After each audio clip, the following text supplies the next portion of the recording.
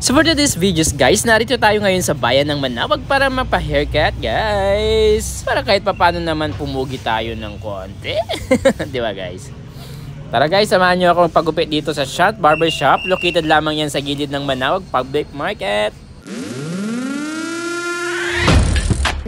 Sila I'm good. And tanghali. Jana's Ganda TV. Kaya man kami. Fresh po ito. Alay.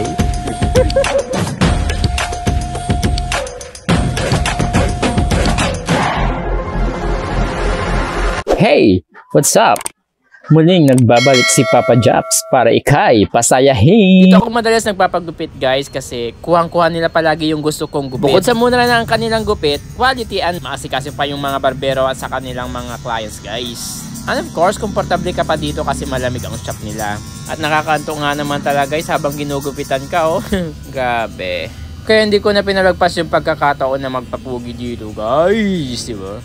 Ayan oh, ang dami din nakapila para magpagupit din guys oh. May tatlo din silang mga barbero magagaling at siguradong babalik-balikan nyo sila. Dahil ibibigay nila yung full service na inana mo guys.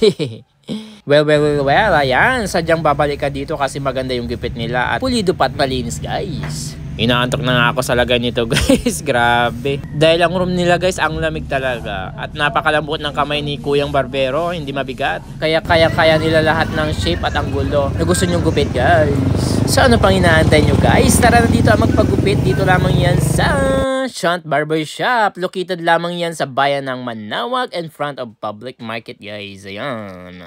And after that guys, pumunta ako ng palengke para bumili ng aming mauulam na all-time naming favorite guys na gulay. Na sigurado mapapakain ka rin ng kanin dito, diba? Tapos napaka-fresh pa ng mga daon-daon na binili ko guys. Tapos nilagyan mo pa ng inihaw na bangus. Wow, soldan talaga yung pagkain mo dito, diba? Saan mo mulay ba? Buwabo, awa. And before anything else, this is Papa Japs and this our story. Yeah.